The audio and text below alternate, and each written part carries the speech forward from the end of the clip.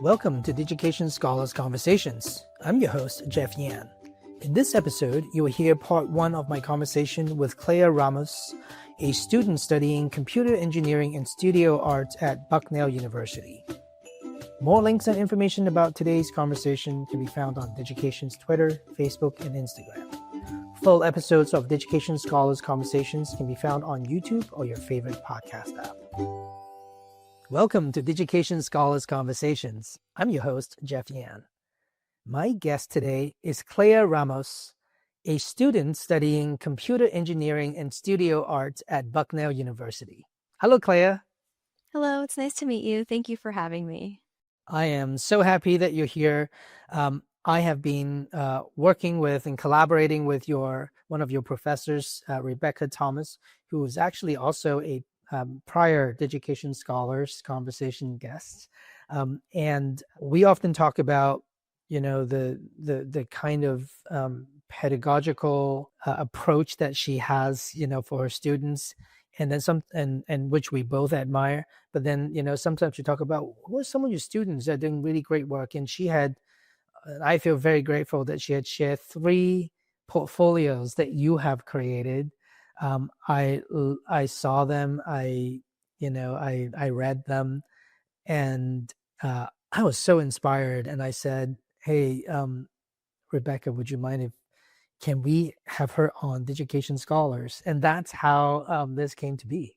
And thank you for, making yourself available. So you are a senior. Yes. So are you majoring both in computer engineering and studio arts?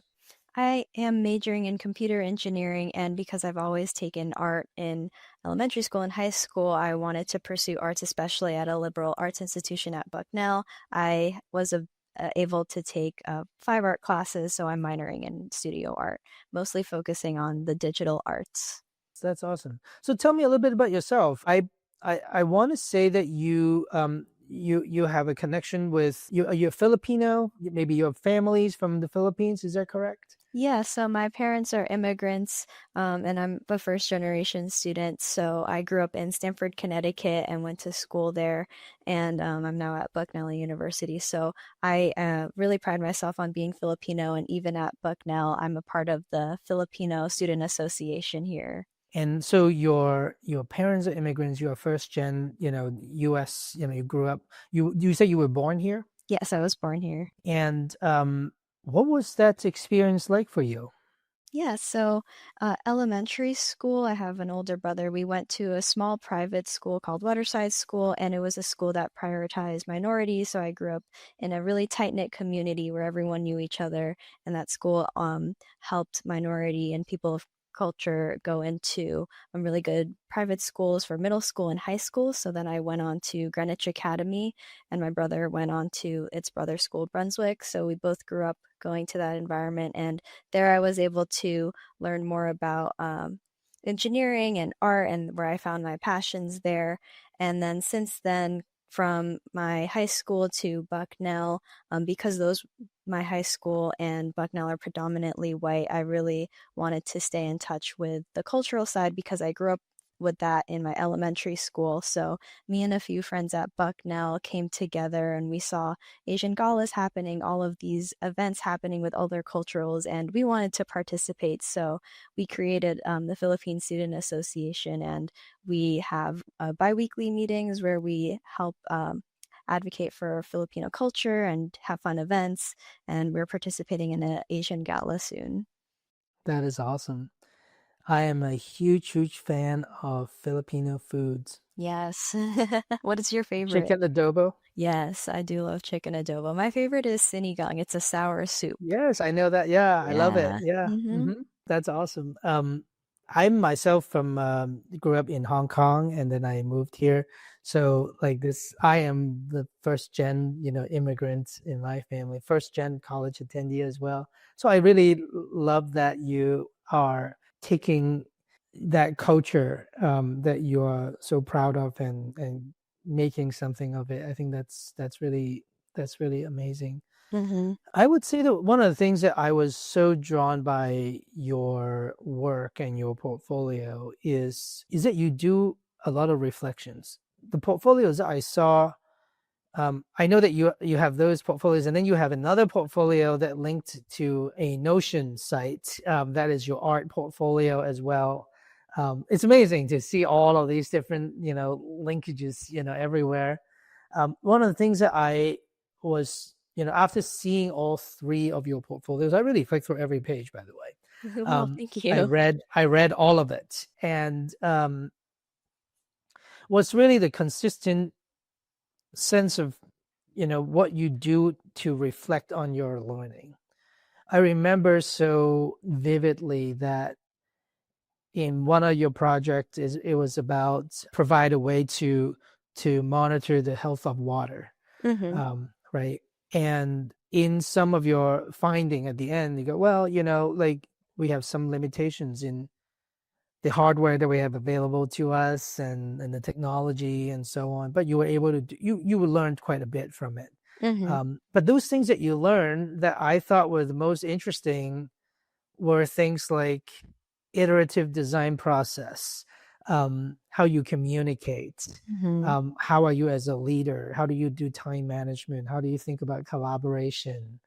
And yes, you also had the experience of dealing, learning the technical skills of working with the limitations of the technology that you had available to you at the time. Hmm. But those are the kind of things like the microcontroller system, Yeah. but those are the kind of things that, in many ways, that's the thing that is going to continue to change very quickly. In fact, I bet you that if you were doing the project this spring again, it's already different, right? Because Hmm. there will be a better microcontroller, there will be a better circuit board, there will be a better set of technologies available to you, right? And maybe Hmm. the condition would have changed. You would work with different people, right? But it's all of those skills that is about, um, your own learning process that feels like is one that is constantly built one after on top of the other. Hmm. Like that to me is what I got out of, like, after reading these portfolios. What do you Yeah. think about that? Yes. So I remember coming in my freshman year, spring semester, when I had my first EKEG electrical and computer engineering course with Professor Rebecca Thomas. And throughout that whole semester, we were tasked to create a e-portfolio. I think that was probably the first year it launched at Bucknell, so we were all new to it. So we were wondering, oh, what do we put on here? We're not too familiar how it works, but we worked on it since the beginning of the semester and built on it every few weeks, and it corresponded to writing down what we wanted to do as a career and finding someone to interview on a career we're interested. And through that process, like looking at research videos, research articles, and reflecting on what we want to do. And I think that was the first time I've reflected like that in an engineering context. So from there, that was the first e-portfolio I've done. And at the end, I had a record of how I thought about my careers and my interest and how that applied to what I value. So I valued doing something creative. I value being able to do both technical and art. And that reflection process is something that you typically don't get in other STEM classes, such as math or more technical engineering classes. So I find it a very valuable skill, especially as I moved on to higher level engineering classes where you're still doing technical work, but sometimes it's too technical to the point where you don't realize the bigger context of it and how it fits in with real world problems. So the e-portfolio that you were mentioning in that project, the water monitoring system, was for my junior design electrical engineering and computer engineering course last spring. So the problem our professors gave for us was to choose one of the UN sustainability goals to create a potential solution for. And our class chose the problem of providing clean water and sanitation to all. So the first half of the course wasn't actually making a technical solution. The first part is reflecting on the bigger problem and the context as a whole, identifying the stakeholders, the people involved, um, any electrical processes involved. So that course, that part of the course, was really valuable to see how you can reflect and not only focus on the technical, but that real real world aspect. And still today, I feel like I have a more holistic view of how to approach problems because of that reflection process in engineering. And that I ask my other friends in other majors like mechanical engineering or chemical engineering, they don't really have as much of a design track or a reflection process as EKEG does, EKEG being electrical and computer engineering. So I'm grateful for how much I've been able to reflect and show that in my e-portfolios, because I can always look back and not only see that technical progress, but also that reflecting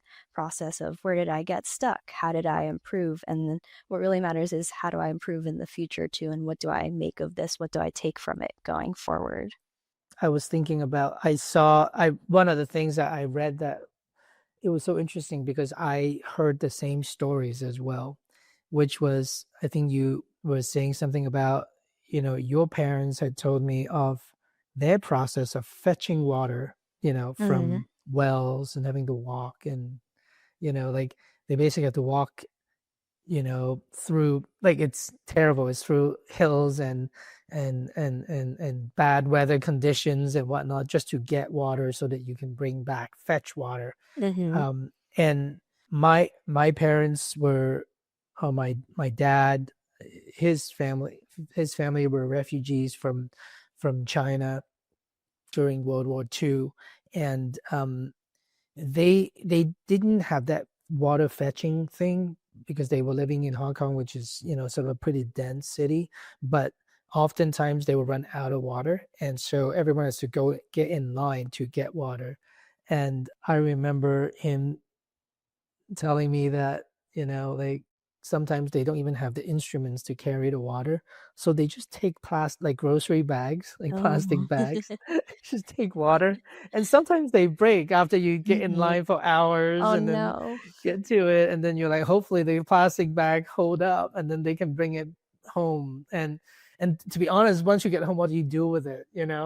Hold on to a collapsible plastic bag. You know what I Yeah, mean? tie it up. So I'm like hearing these stories, and I remember reading that part, and I'm thinking, you know, there's something that you can take that experience that is so, even though you didn't, it came from your culture, it came from, like stories that you were able to get from your parents. It probably means something a little bit different to you than to others, Mm-hmm.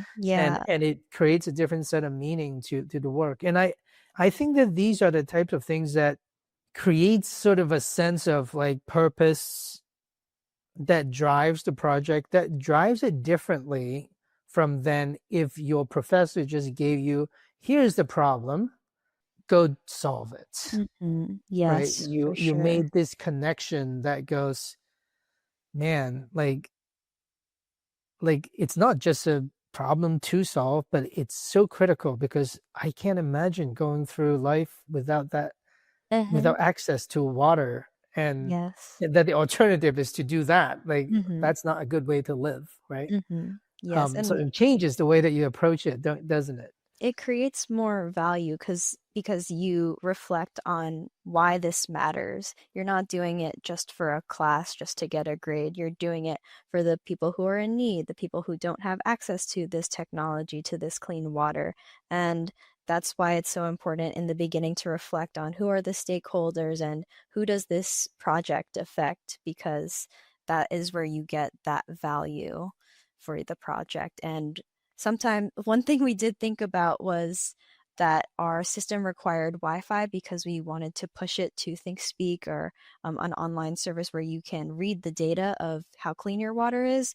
And we were also wondering, oh, we wanted to place these devices in like developing countries or like people like yeah just developing countries. So we were wondering, oh, do all of those places have access to Wi-Fi? So it's also being considerate of the realistic resources that are available. So we weren't able to interview anyone from the places that we wanted to potentially put our project, but that's also important, getting real world resources and having that connection to who you're actually creating the product for.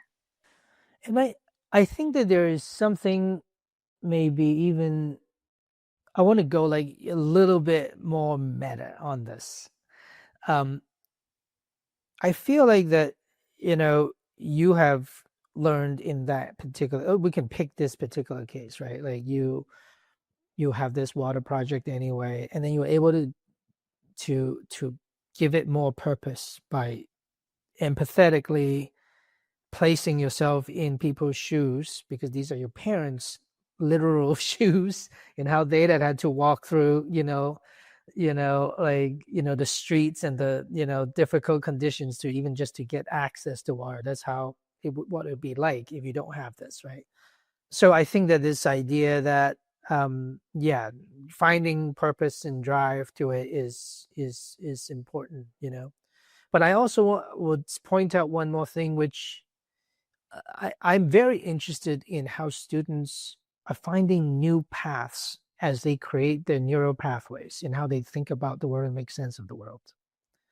So in your case, there is also an abstracted path that says, if I come across a new problem or a new thing that I want to solve in life or a new way to think about the world, I can look into real world situation, people I know, people, things that I've experienced, and use that as a way to inform how I might drive how to answer that question, right? So Mm-hmm. it's one layer more abstracted than just saying, oh, I know in terms of water, this is the answer. And I get that. And I think everyone who'll be listening would be like, oh, wow, yeah. Like some listeners may identify with that. Some would go, this first time I ever heard of it. As far as I know, in the whole world, you turn on the tab and there comes water, right? And then there are people, by the way, that has taken that for granted and didn't realize that in their city, right? If you think about Flint in Michigan, right? Yeah, we did that, but the water wasn't safe, Mm-hmm. right? So everyone has different stories, and you can take that. But it's the idea that you have now created a new path that says, I'm going to be able to take other experiences that I've had and then make these kind of connections. So to me, that is one layer more sophisticated, like two layers more sophisticated than just someone said, here's the project, solve Mm-hmm. it, Mm-hmm. right? Here's a bunch of water, find a way to wirelessly, I don't know, detect Yes. is contaminated or, whether it's safe to drink. Yes. And I think it's also trying to put yourself in the shoes of the people who are going through this problem because, The like empathy and the the relationship. empathy. Yeah. Hmm. Right. Yeah. Because one of the things that I think we can all work on here at Bucknell and under engineering projects is that empathy and just being considerate of who we're making these projects for and how are we designing for them, not just so it works and it's functional, but to prioritize the value it creates. That's something that I really admire about Bucknell, being it has a very strong engineering program, and you're very brilliant professors who are very accomplished. But at the same time, there is a very equally strong liberal arts focus. Hmm. I want to talk a little bit about that. Like I'd imagine that you have the choice and also probably the ability, to go to schools that are more purely engineering focused, more technical, maybe less like sort of liberal arts, sort of influenced institutions. Why did you choose a place where the liberal art you couldn't just say, I'm going to ignore that, I'm just going to do the engineering part, right? Hmm. Why did you choose that? Yes, so when I was applying for colleges, my senior year, one class that I took that I was really inspired by was my engineering and design course in high school. So that course was an intro to engineering where we learned to learn fabrication techniques such as laser cutting, 3D printing, working with perf boards, breadboards, soldering. But in addition to all of those technical components, we had different projects for those. We also got to do and incorporate artistic style to each one of those projects. So one of the projects was a synthesizer or kind of a musically electronic device that would play music when you turn it on, rotate the volume and sound, and we got to decorate the enclosure of it. So I had a really fun time using Adobe Photoshop and Illustrator to create those that enclosure. So not only was it artistic, it was also technical in that sense. And because I loved that class so much, my teachers and my advisor were pushing me to go into engineering. So one of the reasons I chose Bucknell was for its engineering program. And also, as I was searching, I saw Bucknell had a lot of opportunities for the arts, even though it is small. I wasn't sure if I wanted to pursue arts in college. I just knew I wanted to do a computer engineering, or I actually came in as a computer science major because I really enjoyed that problem solving aspect of code, and I knew Bucknell had strong engineering program. But I came in as computer science. I wasn't sure if I wanted to do art because I was intimidated by the process of getting graded by art, because sometimes when I'm graded, it doesn't feel like uniquely me and I can do whatever I want. I'm doing it for someone else for a grade. So I wasn't sure if I wanted to do art. But when I came into Bucknell, I saw that they had a res college program, residential colleges. So you can take a class with the people in your hall for your first semester and get to know that community. So I joined the arts res college and I got to know those people really well. And they're still friends. I'm still really great friends with them to this day. Like a whole floor of us are still friends.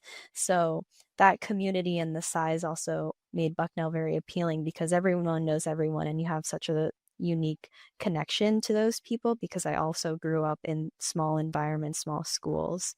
And I also joined a pre-orientation program with arts folks. So having that arts was really important to me, and I knew at Bucknell I could achieve both of them. So after learning more about the engineering program, I switched from computer science, which is more software based, to computer engineering, which is a combination of hardware and software, because my engineering and design course in high school was more electrical component based. So I knew I wanted to do hands-on components.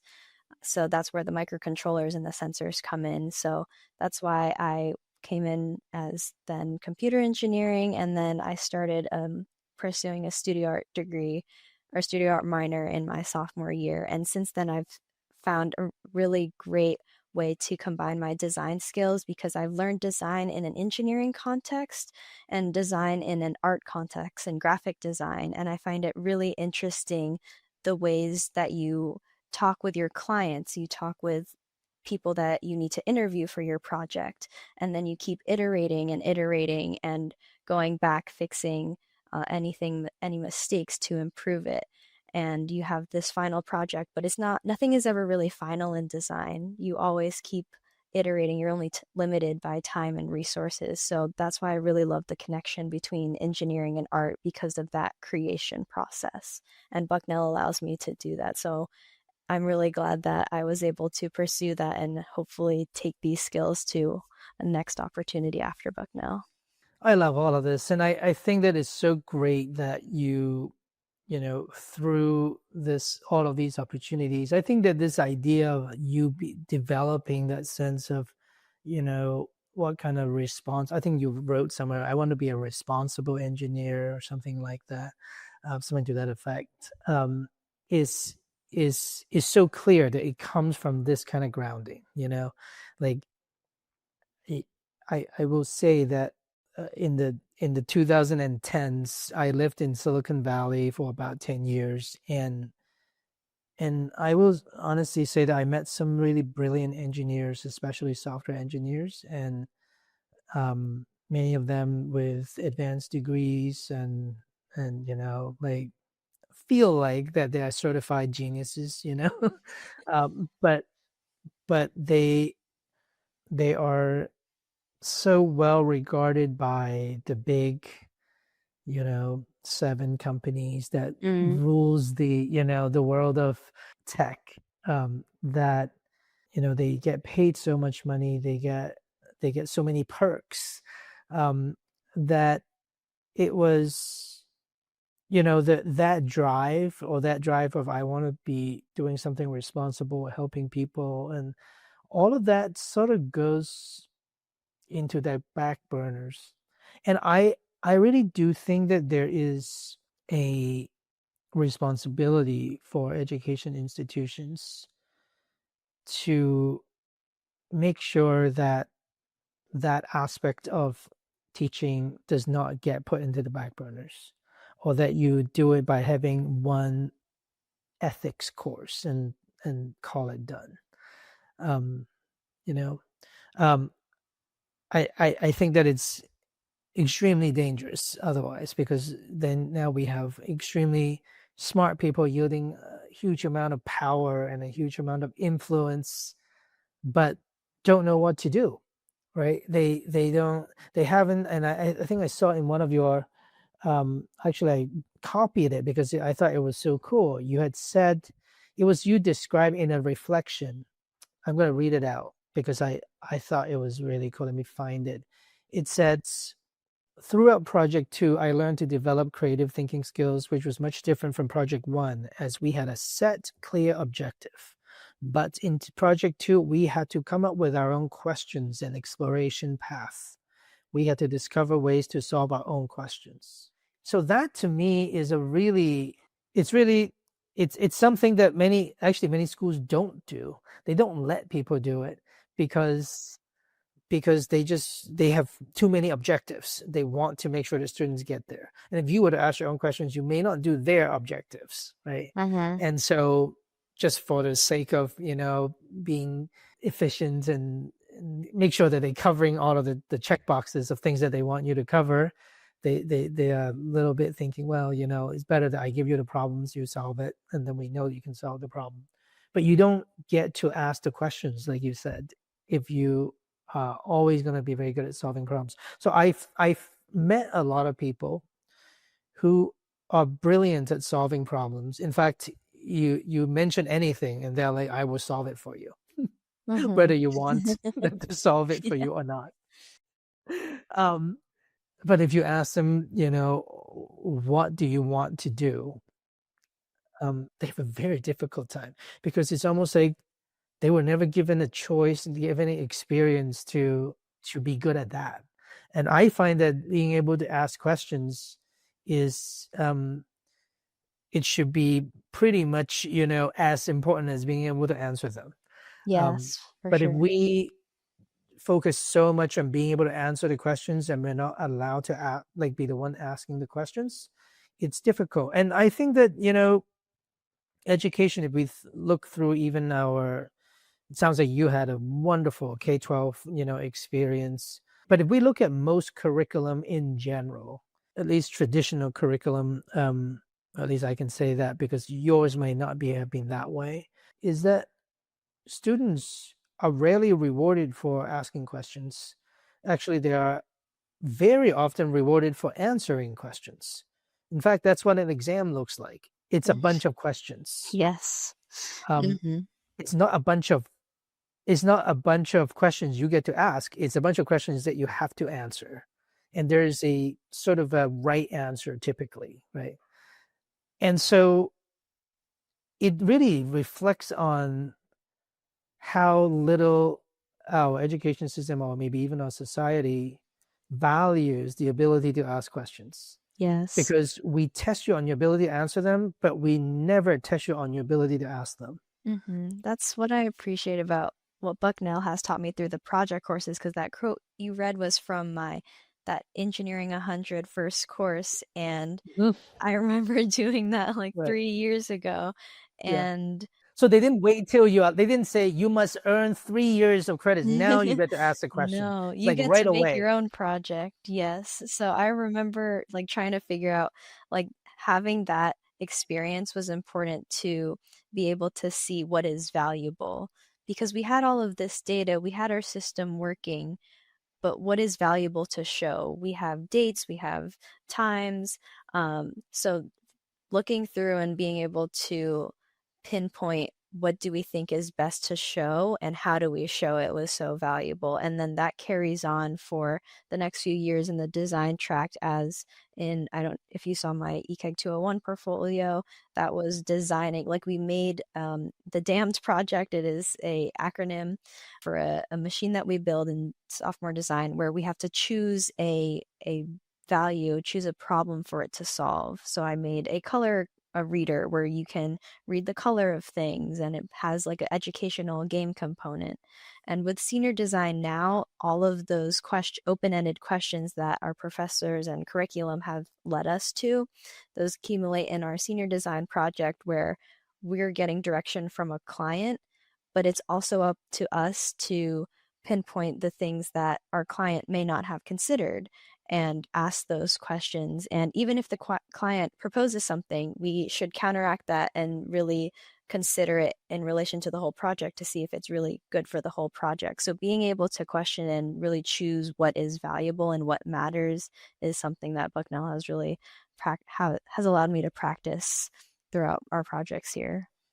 And I too, that's why I love the program at Bucknell so much as well, because it is these abilities that to me is what's going to create a world where, we're doing it not purely based on whether I can get a job Mm. or whether I'm going to get Yes. those perks or Mhm. this, the whatever the salary might be and so on. Mhm. There is a multiple drives. I mean, those are all things that you should consider, right? I'm sure you're thinking you're senior now. I don't know what your plans are yet, which we can talk about later. But you should think about those things, obviously, right? Mhm. But you also, I just have this feeling that you're also not going to just blindly go into a job just because it paid. No. Um, and I feel like that, by the way, when I'm much older. I'm sort of the last generation, right?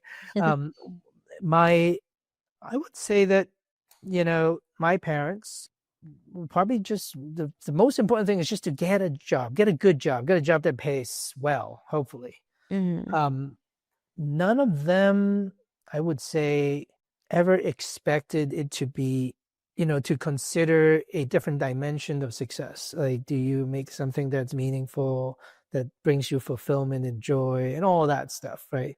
Because for them, it's a lot more about, if you can make enough money, then you'll find the joy later. Yes. Yes, very different definitions of success from Right. generation to generation, yes. Yeah. And I think that that's something that it's easy to get lost in because we just have a culture of not putting a lot of emphasis on that, being able to question things and being valued, and then being able to like get rewarded for that. Mhm. Like if I were to give it, like I when I taught, I never gave exams, but if I were to give exams, half of it would have been about asking questions. Just ask any Yes. questions, you Mhm. know and Yes. but we don't do that because it's not the norm, and it feels like getting to the answer is the more important part. I actually think that like we people always talk about getting leaders and developing leadership skills. Leaders that can't ask questions, I don't know how they can lead. They're No. like you can only lead, like in those cases I feel like, okay, let's say you somehow get the leadership skill, meaning you got people to do what you want them to do, except that you don't know what to do. So where are you leading them to? Is it up, down, left, or right? And a good leader is always just thinking of multiple dimensions too. It's not just what to do, it's what you have done in the past. It's how can Yes. you improve? So it's always asking questions, making sure you're in line with the team, and sometimes also just being able to listen to other people's questions too. Because sometimes I'm a project manager on my senior design team, and that involves like servant leadership as they call it. So you're like listening to what the people on your team have to say, and how do you form that and like build on that and ask questions like, okay, you told me you need this by this date. How can I help you? How can I do this for you? Things like that. So that is very important skill as a leader. I agree. Yes. Yeah, amazing. So I I I feel like if I don't tell you this now, you'd think that, like, why did I hide it from you? I should share with you that I actually went to an art and design school as well. So when you Oh. talked about your design process, and when I read about all that, I'm like, oh, this is lovely. You talked about the whole iterative process. But I Mhm. think that this is what new generations of students are all going to be. I think they're all going to um, amass multidisciplinary thinking processes. So you've acquired a lot of this engineering, and then like you just talked about project management, and then you talked about art and design. You know, you talked about working with clients, and having to push back on Mm-hmm. their demands, and these, and then engineering itself. All of these different disciplines brings about, I believe, that they bring about sometimes slightly different ways of looking at the world, and different way. And as I think liberal arts actually is the one that really tries to bring together a lot of these different ways of thinking, whether it Mm-hmm. be through the lens of religion, whether the lens through the lens of social work, whether the lens of law and society, right, history. But it could also be about microbiology, um, and the different ways of thinking about the world allows, I really believe that it allows us to just have many more tools on our tool belt to be able to ask and answer questions. But if we don't develop those, you become fairly limited in how you can do that, right? And some of it comes like by default, like in your case, your parents having had this experience of having to gather water is something that came by default for you through their hard work, by the way, right? But it came default for you, and you can use it, which is fantastic, right? So I think this is really where I know that right this minute, like people are attacking DEI, and there's all kinds of issues around that right now. But I really think that just the diverse thinking from all the different fields and disciplines and studies and world experience, lived experiences, is what will make you a better contributor to society, Mm-hmm. because those are the things you can draw upon. Mm-hmm. Whereas if you don't have that, you can't. If you didn't take that design, or that design engineering course at in your senior year in high school, you wouldn't have been able to draw from that to know what to do next. Mm-hmm. You know, Yes. and that to me is going to be really critical. I saw in one of your internships, actually, I think in two, maybe not just one, that you had worked on some areas where there was one, I think it was in a cybersecurity company, and another in, I think it was like web development or something, Web but development. Yes. it's at least one of them had something to do with AI. I think it's a Mm. cybersecurity one, There's right? the second one. Mhm. It was a machine learning internship at That's what Flowcode it in New was. York. Yep. Mhm. Yes. Right. So given where that's going, I think that's an interesting one to maybe spend a little time on. What are your thoughts on AI and what that means for you, as first of all as a student, but Mm-hmm. also as a student who's about to graduate? I'm No. assuming you're about to graduate Yes. This this spring. summer, Yes. the spring, at the end of the spring semester. By the way, before we do all that, what's your plan? What are you doing after? So I am currently job hunting and networking because of my interest in both tech and art. I'm looking for a position. My first choice would be something in VR, XR, so virtual reality, augmented reality, because I have those skills and I feel like I have a niche combination of both tech and art. So something with VR development. So some options would be creating simulations or game design.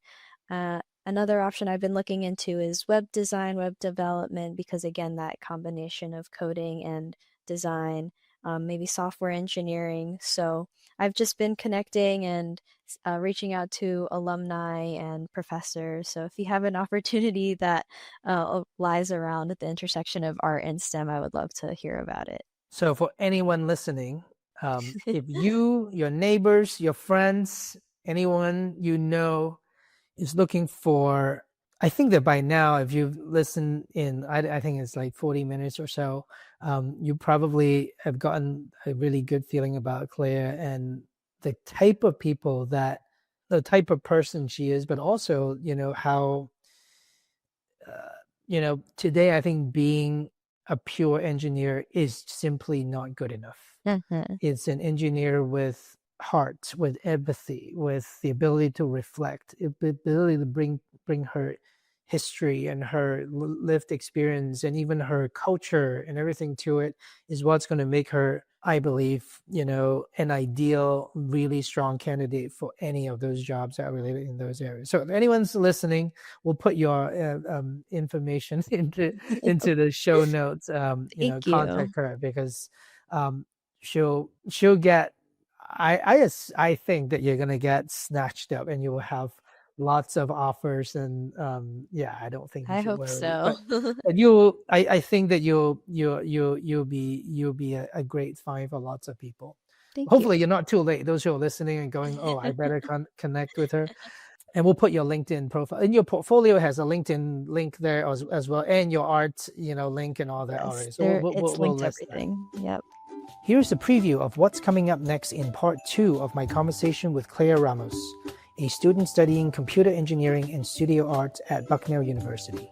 I still have hope, because I feel like what you were saying, it's not enough to be just an engineer. You need to have all of those skills and that interdisciplinary, which I think AI could never replace all of those like human aspects that makes a person, because how you provide value in your work are, like you said, your past experience and your identity, how all of those aspects of your identity and what you've been through affect how you do your current work, which AI could never have that like history built in.